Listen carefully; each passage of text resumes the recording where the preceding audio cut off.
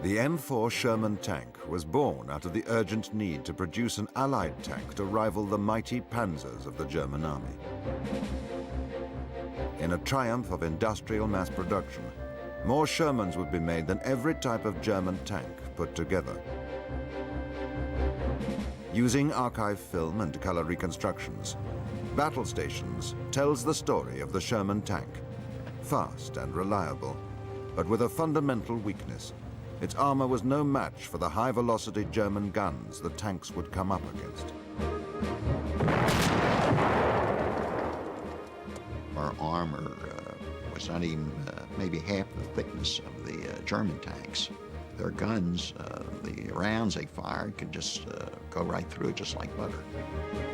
The Germans had their own nickname for the Sherman. They called them Ronsons. The advert of the day for the Ronson lighter was one flick and it lights. But the Shermans would make a vital contribution towards the Allied victory in Normandy. And after some of the toughest tank battles of World War II, they led the breakout that destroyed the German army in the West. The tank is not an instrument which is developed to save lives. It's an instrument which is developed to kill. Kill or be killed was the motto. Kill or be killed.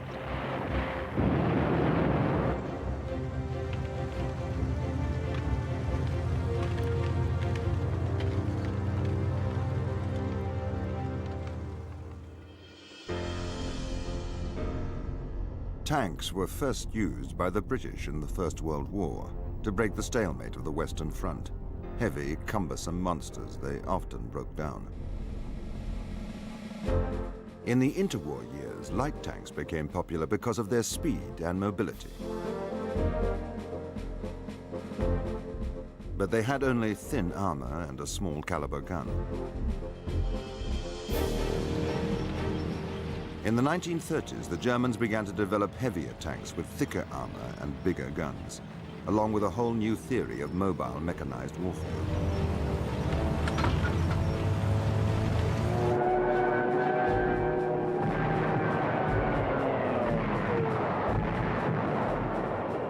In May 1940, Hitler launched a blitzkrieg, lightning war, against France, Belgium, and the Netherlands.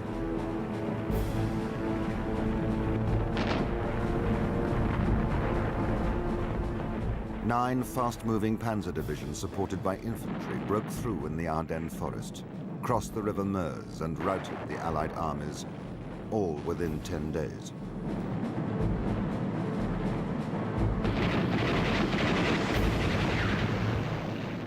Blitzkrieg is historical shorthand for fast, mobile operations by tanks and mechanized infantry. Many armies experimented with it, but it was the Germans who brought it to perfection. It's as much psychological as it is physical, making the enemy feel defeated as well as actually beating him in the field. Meanwhile, in the United States, the army was in a poor state, tiny in numbers and equipped with only a few hundred ancient tanks from World War I.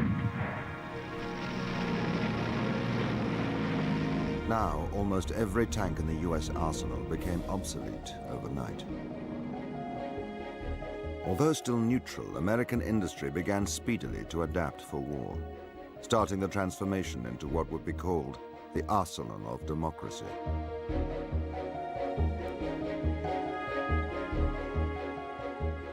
To achieve the high level of tank production needed to catch up, the automobile industry was asked to offer up its management, manpower, and mass production expertise for war production.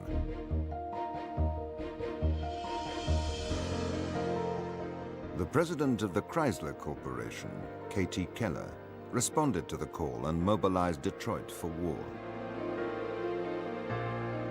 Keller recommended building a new tank factory.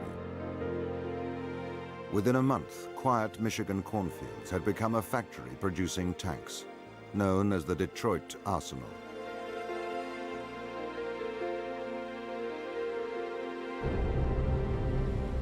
Soon, streaming off the production line was the M3 medium tank. But the army planners wanted a new, better tank to try to match the German Panzers. Chrysler staff and military engineers began work on a new engine.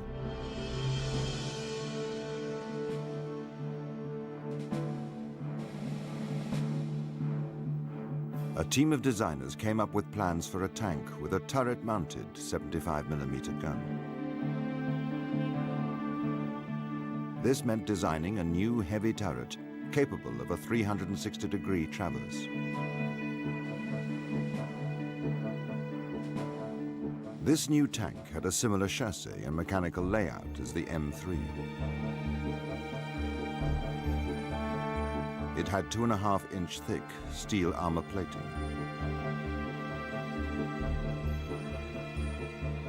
It would weigh 33 tons when fully armed and equipped. Trials of the new tank at the Aberdeen Proving Ground in Maryland were a great success.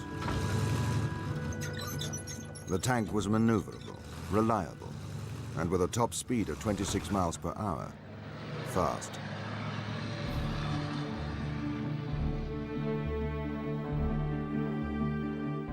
In October 1941, this new tank went into production.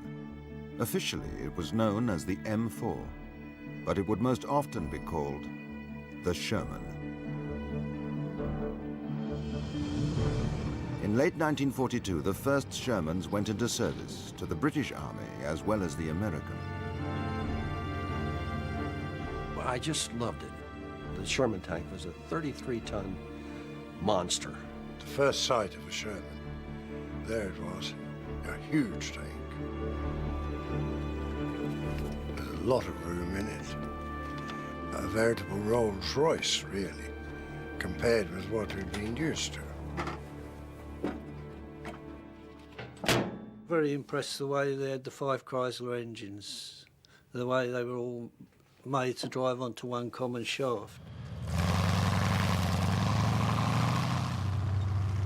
Most of the American equipment was much better than ours. They seemed to have the industrial muscle to produce these things. I thought he was going to be able to do the job very well against the enemy. Each Sherman was operated by a crew of 5. The driver sat in the left bow. As a driver, the Sherman, you've got an enormous gearbox on the right. It's got the same pedals as in most vehicles. It's got an accelerator, got a clutch, hasn't got a brake. Instead of the steering, you've got 2 sticks, like joysticks. And by pulling on the right, the tank will then veer to the right. Pulling on the left, it will go to the left. If you pull both together, it stops. Of course, often you had to drive with your periscope when you're buttoned up.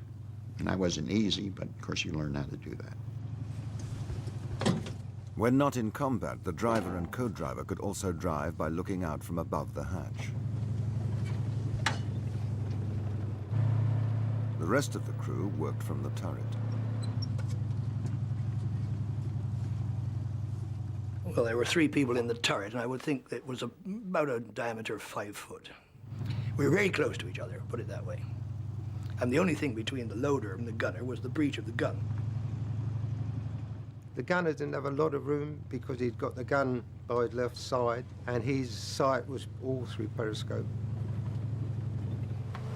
The tank commander says where to go, what to do. I always prefer to have my head out. I couldn't bear looking through these tiny little periscopes. In addition to the main 75mm gun, the Sherman had a .30 caliber machine gun at the front and a .50 caliber anti-aircraft gun on the turret. Shells for the main gun could be either armor-piercing, known as AP, or high-explosive, HE. If the commander saw a target, he'd swing me around. I'd traverse onto a target he gave me, you see. He'd say, traverse right and give me the target if it was visible. You could traverse 360 degrees if there wasn't anybody in the way. And our traverse was beautiful. It was faster than hell. You'd say action AP or action HE, so the loader would either load an armor-piercing shell or a high-explosive shell. And then when I got the target, I had to adjust the range. And then you fired and you hoped you hit the target.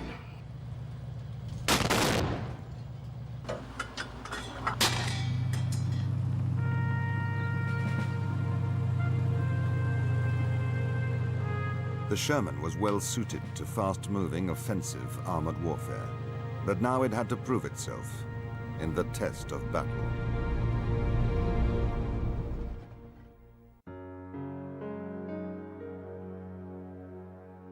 The Sherman tank became home for its crew, who had to work and live close together, often for days at a time.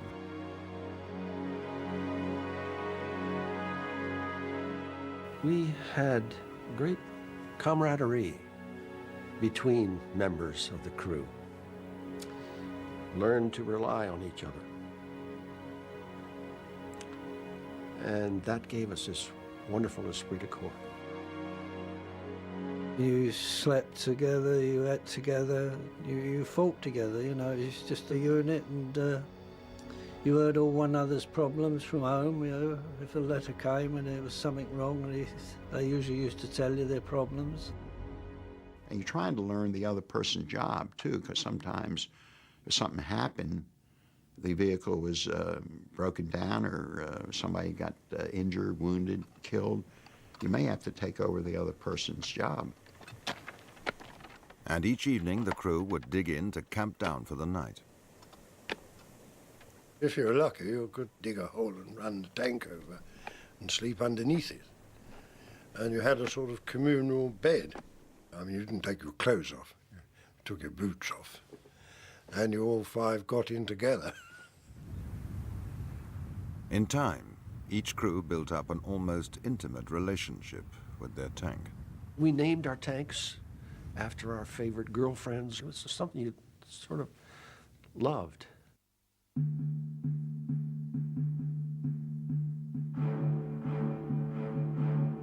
By 1943, the Detroit Arsenal was in full production. 10,000 workers worked in 3 shifts, 24 hours a day, 6 days a week.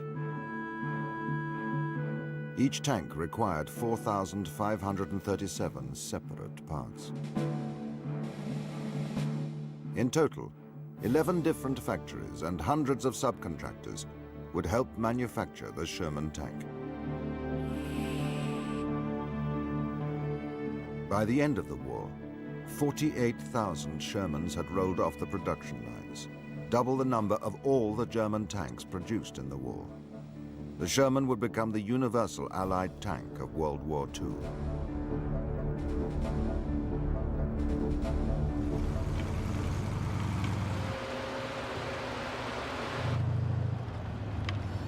But the Shermans had a fatal flaw.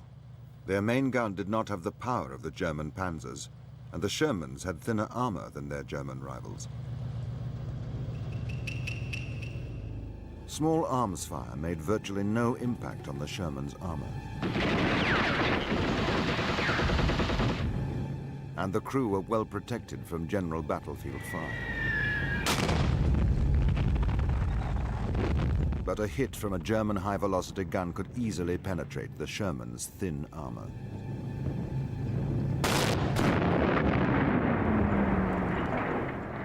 The crew had only seconds to get out before the fuel or the ammunition went up.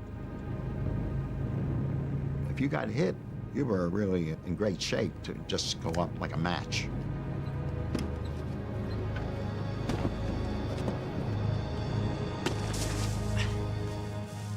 You had to get out of there quick as possible. The memory of a Sherman going up still haunts many tank men. The sight of black smoke, I mean really black smoke, with rounds bursting off inside, is a terrifying sight. It would burn very quickly for a very short while. As that died down, the heat generated from it would then start exploding the ammunition stored within it. If you got a turret hit, a shell could come in and ricochet around inside, which and the people within it had nowhere to go, so that was messy. There was meat, flecks of meat, all the way round the inside of this turret. And we didn't look any farther. We thought, oh my, what have we got into? I was only 22 years old, and it was quite exciting and glamorous, I suppose. One always thought, well, it's not going to happen to us. I mean, it was bad luck on those guys, but not going to happen to us. Tank designers traditionally juggled the tank's three main characteristics: mobility, firepower, and protection. Some tanks, like the famous German Tiger, emphasized firepower and protection. In contrast, the Sherman went for mobility. It was very mobile, and it was very good cross-country. British and American planners working on the invasion of Europe realized the need for armour to precede the infantry ashore and to clear the many waiting obstacles. A series of what became known as Hobart's funnies, after the British general who designed them, were produced. These included swimming tanks with floating skirts around them to go into the beaches in the first wave. When they hit the beach, they threw off the canvas floats. Flail tanks to clear minefields. Bulldozer tanks to clear the path forwards. Most of these tank adaptations proved successful. Others were less reliable.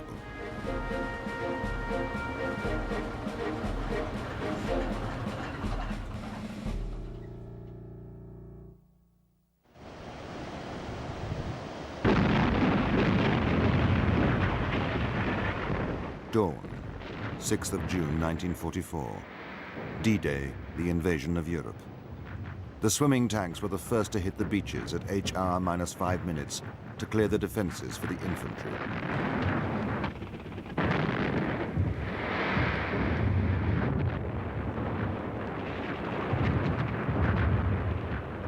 But the seas were rough, and on Omaha Beach, many of the tanks went to the bottom.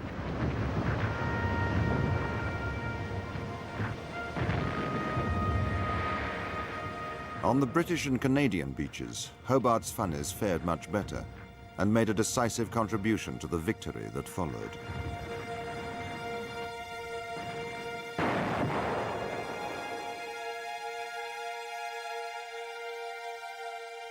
The Allies had breached Hitler's supposedly impregnable Atlantic Wall.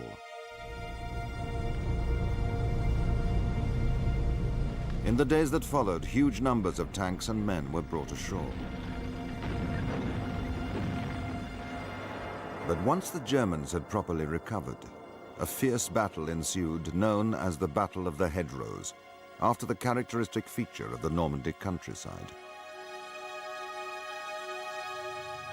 Deep, sunken roads, high hedgerows, dense woods and orchards, all proved a problem to the tanks and were ideal for defenders to hide behind. Surprisingly, our intelligence, I don't know why, they did not brief us at all about the hedgerows. We had to learn the hard way. I never visualized a hedgerow would be as big as they are. You know, look at a hedgerow maybe at 2 or 3 feet high. These were some like 8, 10, 12 feet high. One never knew what you were going to find round behind the next hedgerow or the next corner. The Germans were throwing men and supplies into the battle.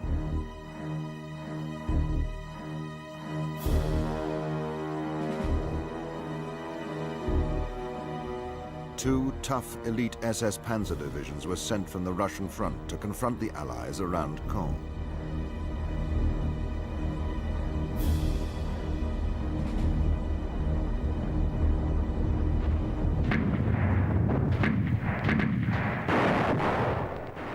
By the end of June, about 1 million men faced each other across the battle lines in Normandy.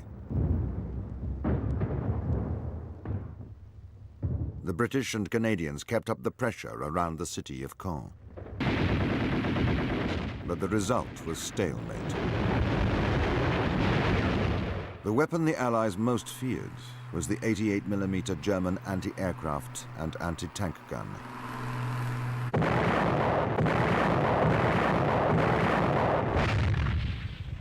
If a German 88 at, say, 500 to 1,000 yards could zero in on a Sherman tank, even at that range, he could penetrate without any difficulty. They were vastly superior. The long-barreled 75 and the 88 were vastly superior to anything we had. No doubt at all about that. In the killing fields of Normandy, the Shermans would soon face their biggest challenge.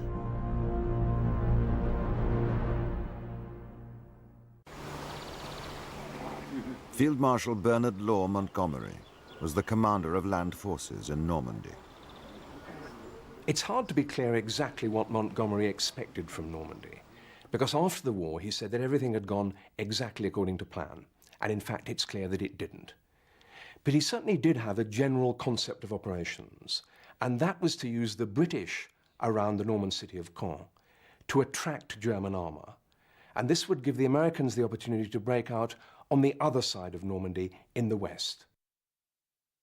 There were going to be several battles to establish the conditions for the breakout from Normandy. Battles to wear down the Germans and to pin down their armour. Hundreds of British Sherman tanks assembled across the Orne River for Monty's big assault on July the 18th, codenamed Goodwood.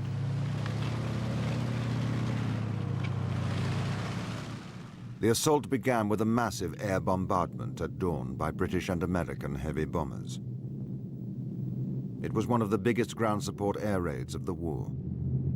The first thing that happened was this enormous air armada came over. One had never seen anything or could imagine anything quite like it. Hundreds and hundreds of bombers, not very high. You could see them all clearly, all the markings. You could almost see the crews in them. And this tremendous carpet bombing, one thought absolutely invincible.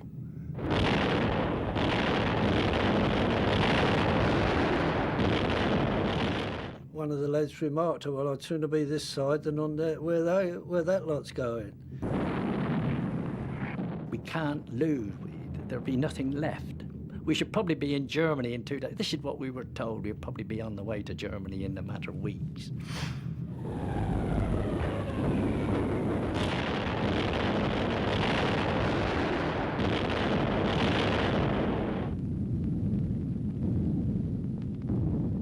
The aerial bombardment stunned the German defenders. 60-ton Tiger tanks had been thrown into the air like matchboxes.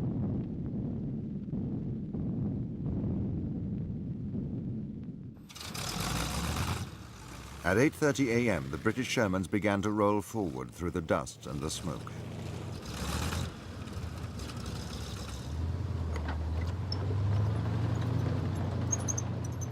For a few miles, they advanced almost without interruption.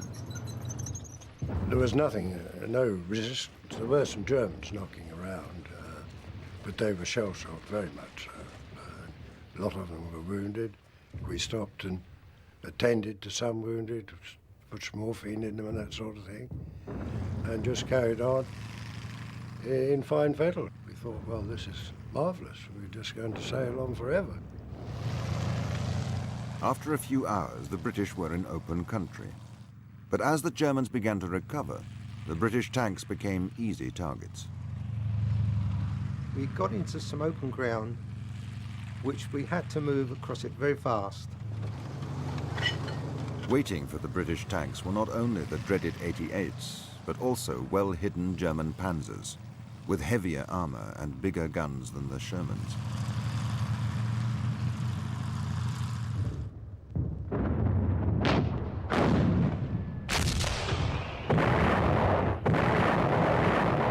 looking across at my left. I saw the tank over on the left, and all of a sudden this just erupted into a mass of flames.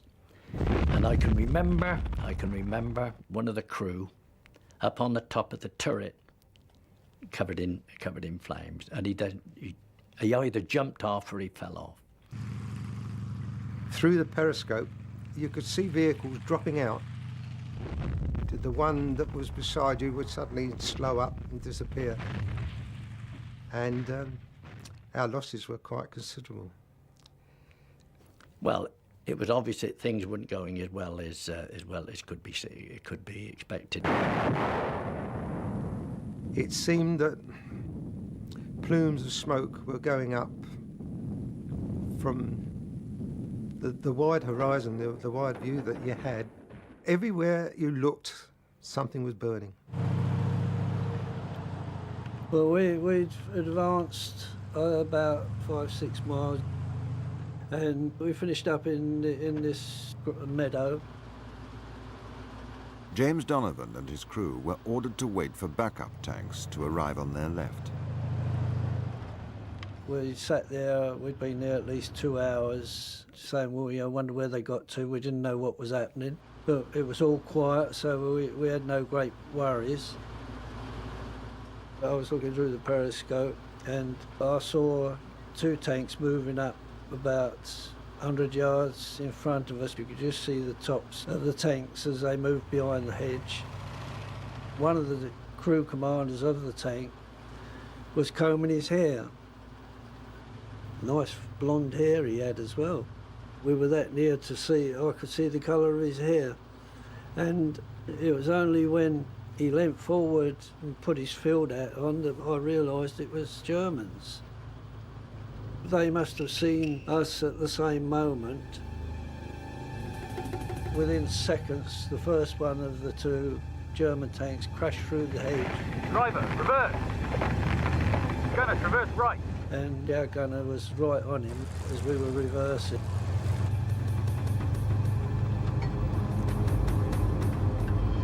Fire! And as our gunner fired, I watched the tracer come off the front of the tank and shoot up into the sky, and I thought, oh good God, what chance have we got with that? His turret came round and lined up with us, and bang, that was it.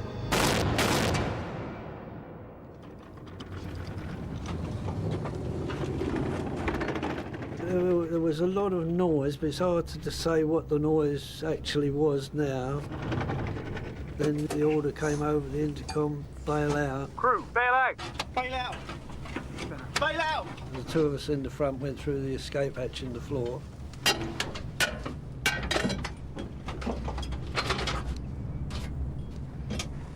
And the others came out through the turret.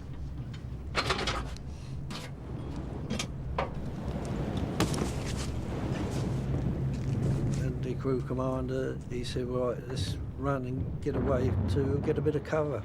We had to run to get to the cornfield and dive in the corn till we could sort ourselves out. Several squadrons of British Shermans were almost wiped out. That evening they counted the cost. I climbed out from the turret and stood on top of the turret, and there were 9 tanks there. You didn't believe it. I mean, normally you got out or in the morning you looked out on the same view would give you something like 50, 55.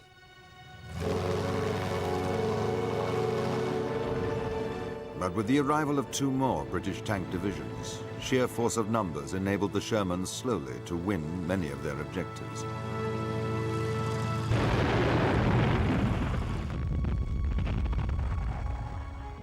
The trickle of German prisoners captured became a flood. These shattered men were from some of the finest units of the German army.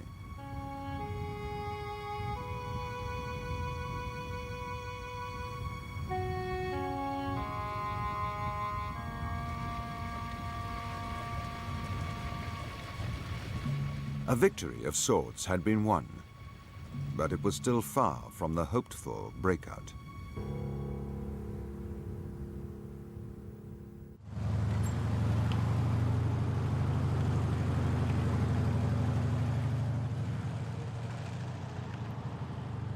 By the last week of July 1944, the American First Army had the men and the materials ready and were positioned to break out. On the 25th of July, a new American offensive was launched, Operation Cobra.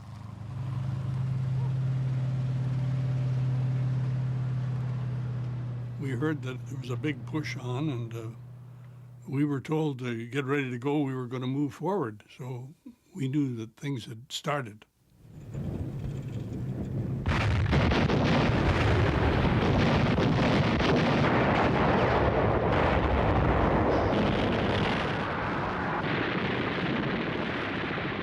Large numbers of American troops attacked greatly weakened German forces.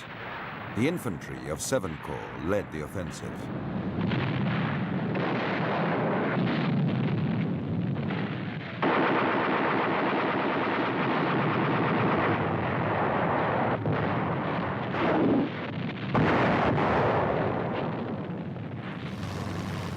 Later that day, the Shermans were ordered into action.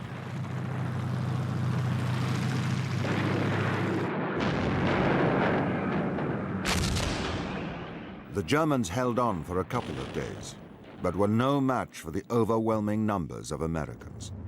Dazed by the speed of the advance, the defenders began to surrender in ever greater numbers.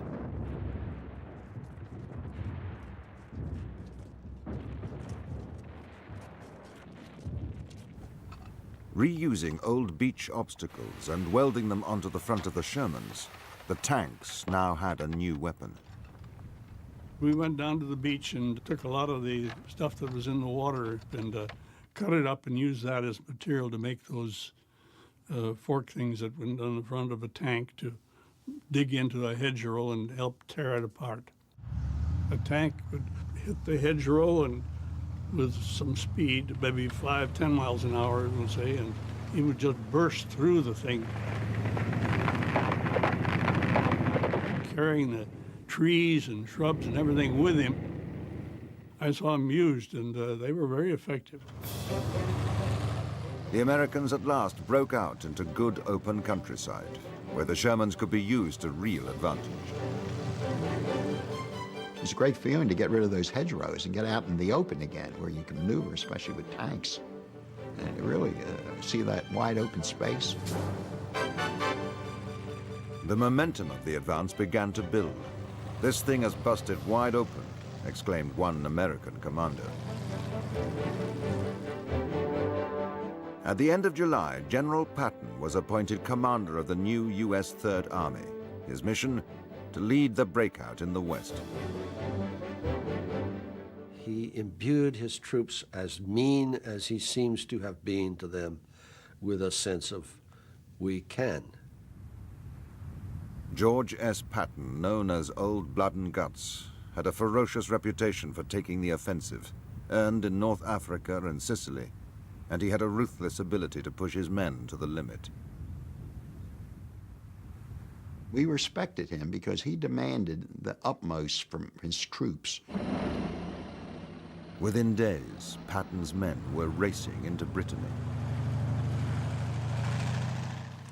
His theory was that the enemy is just as exhausted as we are, probably a little more terrified because they're on the run. You realize that once you've got the enemy off balance, it's like a wrestler. Good Lord, move in for the kill, man. As the breakout from Normandy gathered pace, one by one the French towns fell to the Allies. Saint-Malo, Rennes, and then turning east towards Le Mans and Paris. We kept capturing a lot of towns at the breakout, and I can't remember all the towns we went through. Patton's Third Army raced forwards, meeting virtually no opposition. the columns of Sherman tanks advancing several miles each day. Well, his strategy was always to burst through the enemy, just go hell-bent for election. Just get behind him and raise all kinds of ruckus in the back country. For the Americans and the British, the crowds began to come out to welcome the conquering heroes. People really welcomed us going through these towns, villages. You know, they threw flowers, they gave us cognac, if they had any. Of course, we took it all we could get. Sometimes you couldn't move. The roads were jammed with people. So overwhelmed with joy that at last they were liberated. And we had a couple of girls came up and kissed us and put flowers around our neck, you know, really welcomed us as real heroes, which I think we were to them.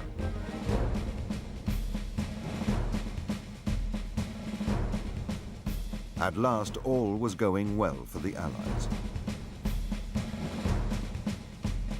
But the Germans had one last trick to play.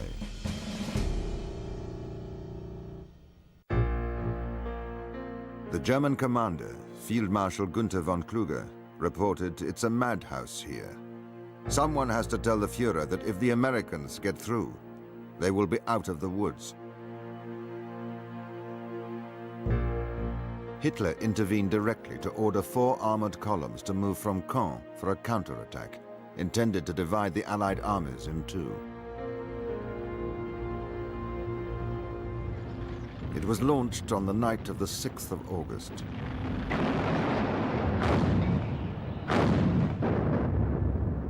A fierce battle ensued.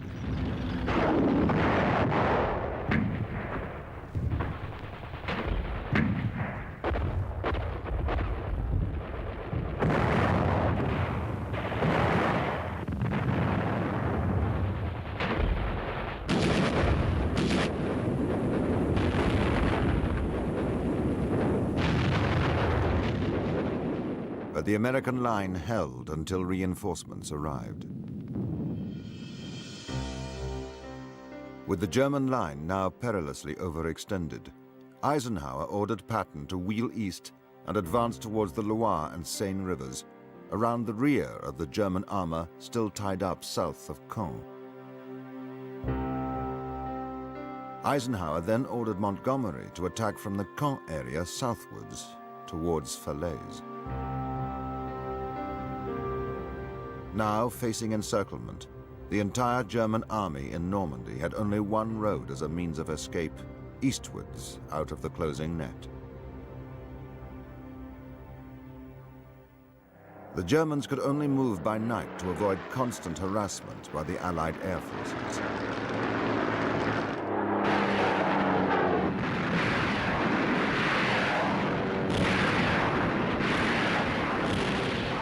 The Allies now had 19 German divisions trapped in the Falaise pocket.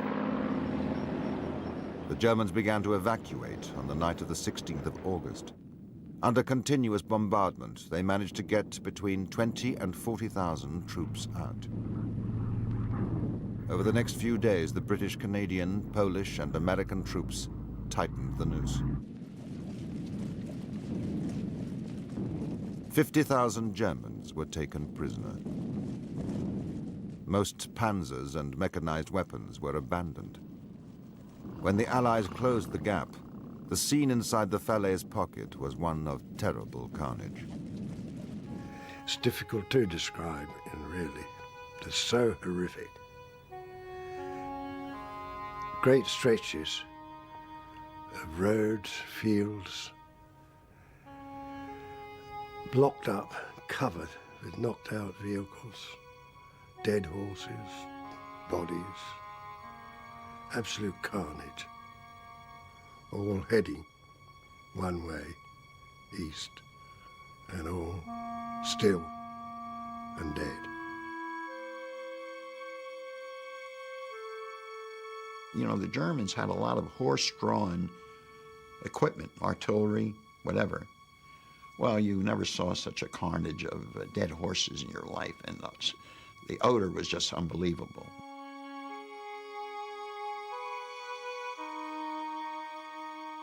"10,000 Germans were counted dead. Kluge, the German general, wrote a letter to Hitler saying that the war was as good as lost, and then committed suicide with a potassium cyanide pill. We realized that the German army in France had virtually ceased to exist. I think that was the beginning of the end of the German occupation of France. But the story of the Normandy breakout did not end there.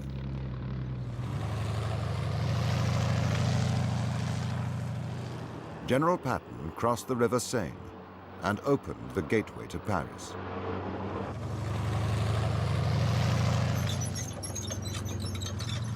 With American tanks advancing across northern France, the German army faced a complete rout. On the 25th of August 1944, the German garrison in Paris surrendered. The commander there ignored Hitler's order to destroy the city first. Nobly, the Americans paused and allowed free French soldiers to liberate their capital city. The final victory parade in Paris marked a truly immense triumph. The Battle of Normandy was decisive in the war in the West, and it was very important for the war as a whole. About 250,000 Germans were killed or captured in Normandy. But this has to be put in context. At much the same time, another 200,000 Germans were killed or captured by the Russians when they destroyed Army Group Center on the Eastern Front. Either of these would have been a serious defeat in isolation. Put together, they put the German army under the sort of pressure that it couldn't possibly withstand. This was a victory for the men at the front and for the production process at home. Enough Shermans had been produced to win through despite their weaknesses. I think we were very grateful for them. I mean, they were produced in such vast numbers. Goodness knows what we would have done without them. Okay, so we don't have anything better than the Sherman tank, but it's American and we'll do with what we've got.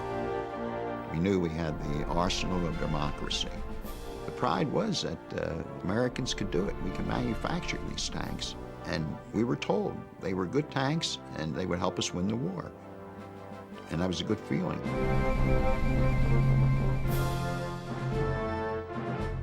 The Sherman tank had led the breakout and the victory that had crushed the German army in the West. Now the way was opened for an assault against Germany itself.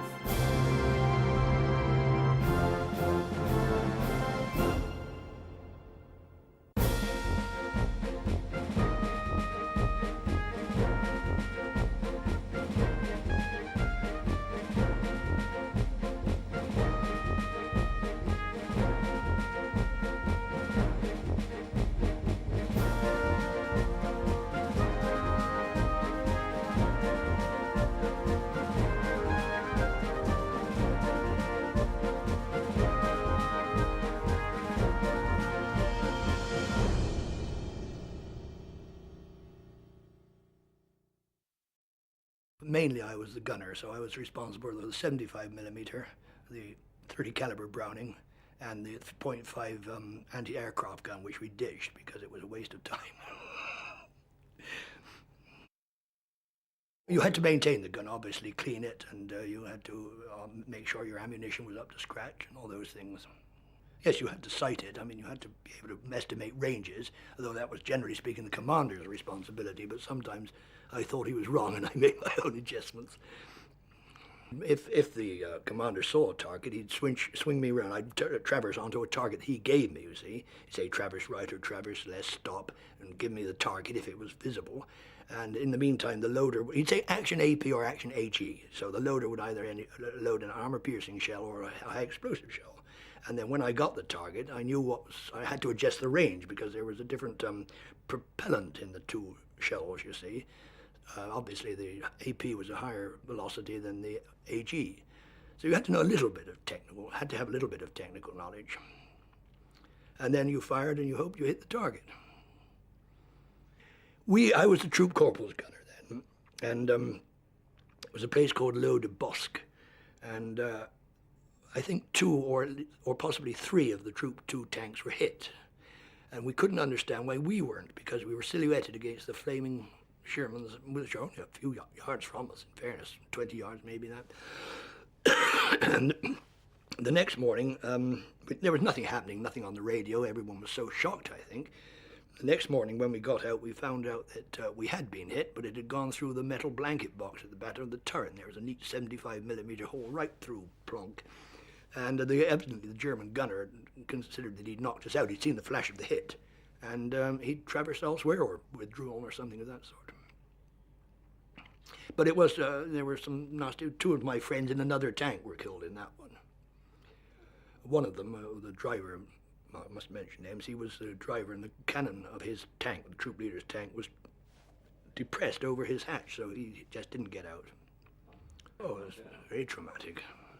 I know that my tank commander, who should be nameless, was stiff with fear for the whole night, and I wasn't much better.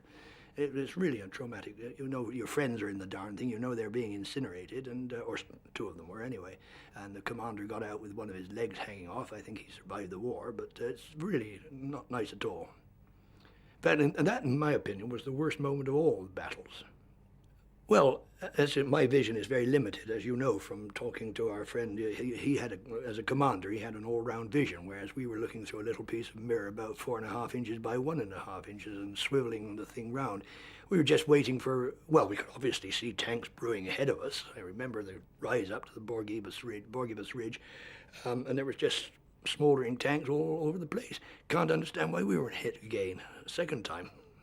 And we're just waiting for the commander's orders to find a target and get the gun loaded and to fire at it.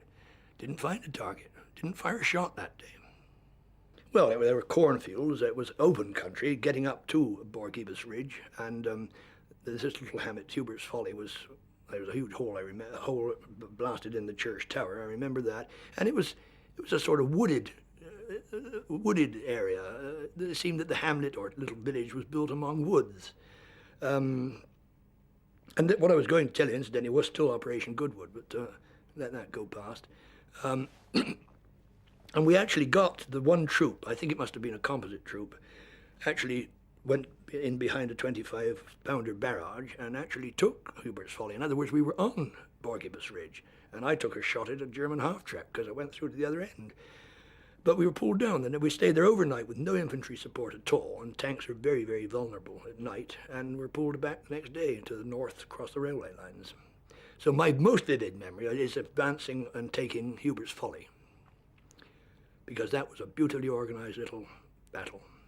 Well, my main impression is of smoke, more than flames. I know another of my good friends has no known, well, 2 of them have no known grave. They're among the squadron leader's tank was one of the first hit. And I don't think either of them got out, and they've no known graves. But it was mostly of smoke, quite honestly. I mean, the flames are more obvious at night, as in this first action in Le de Bosque, but at daytime, you're more conscious of the smoke, black smoke. And unless, of course, the ammunition store blows up, in which case it's almost like black smoke rings coming out of the thing. I don't know whether a turret is actually being blown off the chassis, but I wouldn't be at all surprised at that if it was fully loaded with ammunition. Horrible, really dreadful. They're not built for that sort of country. That's why another armoured division which had a very good reputation, just didn't do terribly well in the Bocage country. We probably did better than they did. There were sunken roads, and then there's one occasion, in Normandy, near a place called Cheux, C-H-E-U-X, however you pronounce that. And there was a rather famous German panzer man. I think he was a major. I've forgotten his name. I think it might have been Witter. And a whole squadron, I think it was the 3rd Tank Regiment, 19 tanks, advanced down one of these sunken lanes.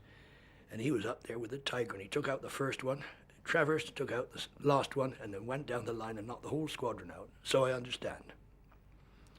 They were horrible, those things. Well, we had to advance. Germans were escaping through the gap, and I think our squadron was detailed to crash through a forest. I think it was the Forêt de Gouverne, and stop it, plug the gaps, virtually, you see. So we got so far, we were crashing small trees down, all sorts of things, and then someone saw a Panther tank on our right-hand side, so we withdrew and called up the Typhoon fighter bombers, and they disposed of that. And then we got into a big clearing at dusk, and there were German soldiers running around all over the place with their hands in the air, steel helmets, hands in the air, wanting to surrender. And another Panther tank came down, and my commander saw this thing coming and asked me to traverse to engage it, and I couldn't shift the gun. The turret was jammed. So it was very much a question of driver reverse, for Christ's sake, driver reverse, you know, and we just got out of the way, and I don't think the Panther saw us, just motored on and probably got out of the trap. But that was the whole point, to plug the gap. And as for the scenes of devastation on the roads in that area, bloated cows and millions of pounds worth of vehicles, tanks, half-tracks, 1,500 weights, motorcycles, weapons, you name it. It was utter devastation, quite depressing. And of course the smell, you can imagine the smell from the dead animals. Sort of heavy, sweet smell, sort of thing that stays in your nostrils for a little while. Well, yes, I mean, we were rather happy at this. We realized that the German army in France had virtually ceased to exist. It reformed later on, as you know, but I think that was the beginning of the end of the German occupation of France, let's put it that way. And then we chased on across the River Seine and up into Belgium and Holland and Germany later on. Well, my driver, I think, was a bit naughty. I think he underfilled the petrol tanks on one occasion because he was getting a bit brassed off with war. A nice guy. And we dropped out of action near Amiens, Beauvais, a little town where the R100 or R101 crashed well before the war. We couldn't move. There was no petrol, so the tank commander and troop commander transferred to swap tanks with his, or swap commanders. He went to his troop corporal's tank. The troop corporal took us over. And we were there for days, and we really wanted to get on, you know, so I went down into the local village, and there was a team of Army investigation branch down there, intelligence people, and I asked if we could have petrol and cigarettes and food, and he thought we deserted, you know, till he actually came up in a Jeep with some jerry cans of petrol and checked the petrol tanks, which were dry. So he gave us the benefit of the doubt and gave us cigarettes and enough petrol to fill the tanks, which were several jerry cans. And then we went on, and it was rather interesting. Best time I had in the army. We'd motor on in the general direction, on the regimental centre line, find the nicest house we could, and put ourselves on these people overnight, you see. And one time there was a chateau involved. And we eventually caught up with the regiment just near Antwerp. They had overtaken that, but we, in the meantime, had gotten mixed up with the Guards Armoured Division, who had liberated Brussels, you see. So we went in getting all the adoration that the Guards Armoured Division should have had, because they didn't know the difference between a black bull on a yellow background and a big eye. And we had a marvelous time there.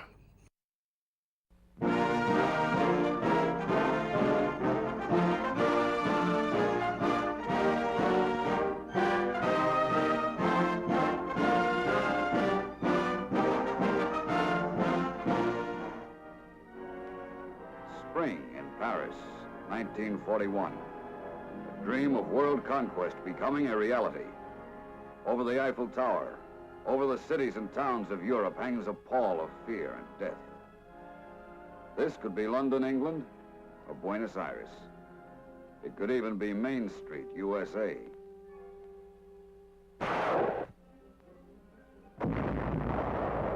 Main Street, USA has rolled up its sleeves to build and equip and train the best army in the world.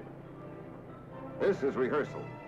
Men getting to know their machines, learning how to handle them like experts, getting the feel of them and what they can do, learning how to land them on hostile beaches, going over obstacles, rubbing noses in the dirt together. Then maneuvers, the tough job of making a ground team.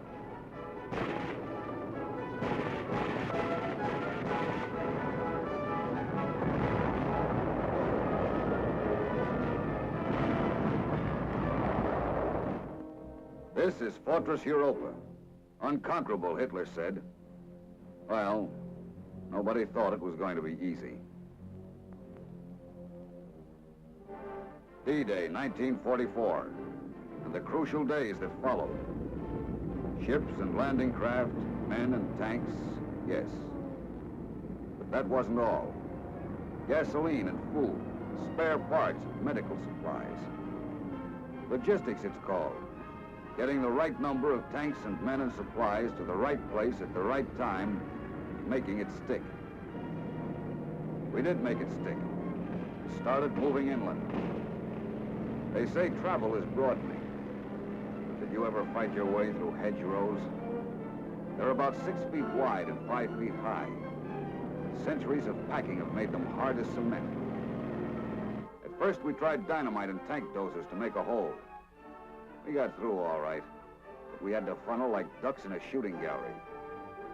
Then a sergeant came up with a great idea, a hedge cutter. When they told General Bradley about it, he drove 60 miles to have a look and slapped top secret on it.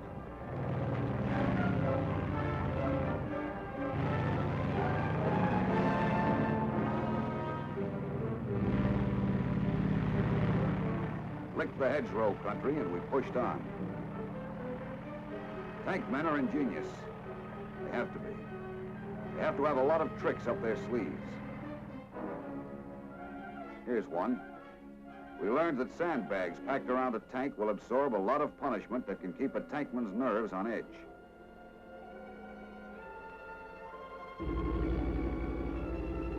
We learned a lot of tricks about camouflage, so we wouldn't stick out in Jerry's sight. In the beginning, a paint job was supposed to make us hard to see, but it wasn't enough. With a few cut branches, you can break up your telltale silhouette and be pretty hard to spot. With a net, you could blend a whole bivouac area into the scenery so that even low-flying planes won't see you. And if you have a terrain feature or something like a haystack, you can practically disappear.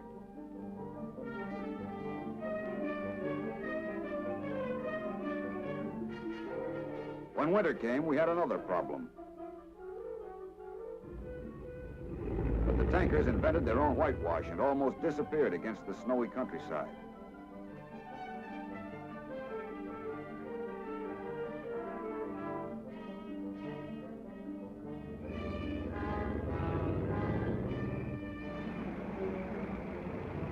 Always we kept moving, hitting Jerry deeper and deeper.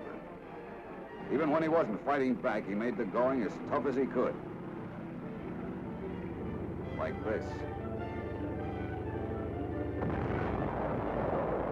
You never knew where you'd find mines. Our friends, the British tankmen, invented this one. It's called a flail. It clears all mines from a path wide enough for a tank column to keep going.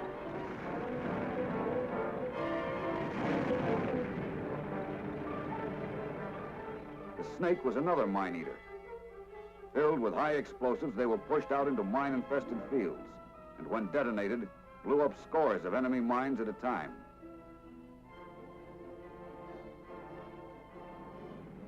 Always the push, 20, 40, and more miles a day. Reconnaissance must be continuous. That's what it says in the book. One day, we found out that we were moving up parallel roads with a Nazi tank column. When they got to the junction, we were ready for them. It was tank against tank, and we blasted them into a tin hat.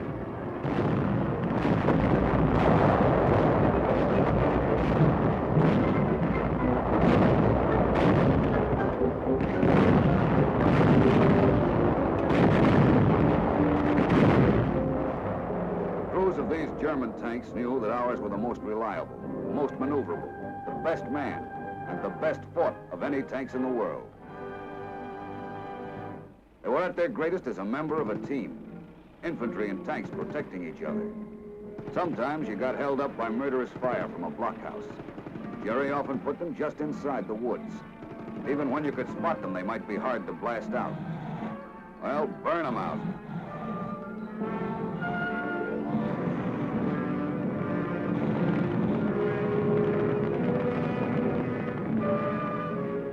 Maybe you were in the Pacific. Then you'll know how 1700 degrees Fahrenheit can save American lives. But with one thing and another, it got so the Nazis would rather surrender than fight our tankers. But with or without enemy, it's tough going through the woods. Time was when a thick woods was supposed to stop armor dead. When you've got the know-how, you'd be surprised where you can go and what you can do with a tank.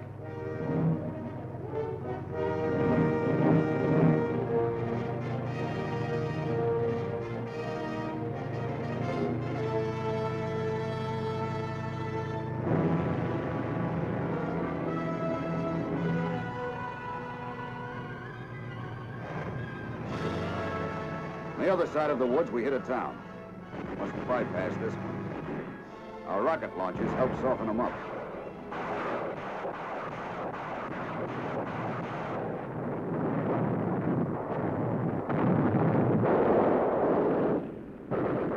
Then it's time to move in. Our supply lines have to go through this valley. Jerry knows it.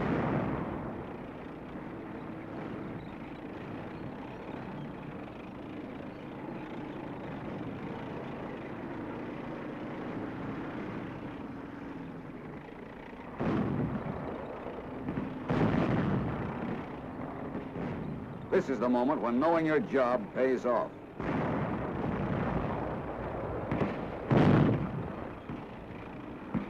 Building to building, door to door, you have to dig them out. They snipe from the buildings and barricade the streets.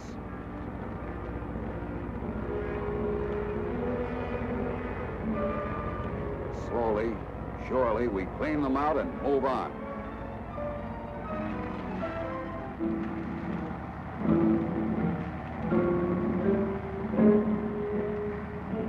Gather momentum. Our pace becomes terrific for both men and machines.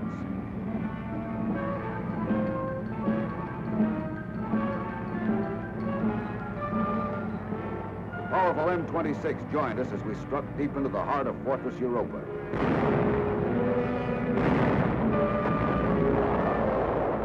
Into the great cities of the German Reich itself.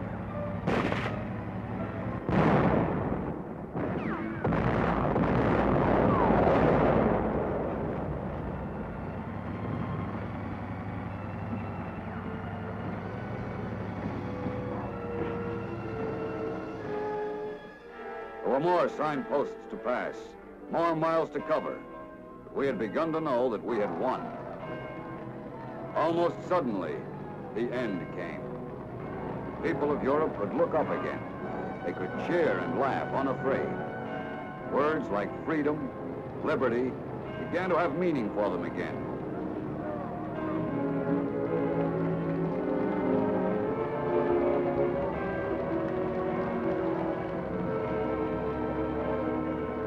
Paris, the great avenue leading down from the Arch of Triumph had been filled again. Filled with American tanks rolling proudly down to the great square which is called Concord. Tank mission accomplished.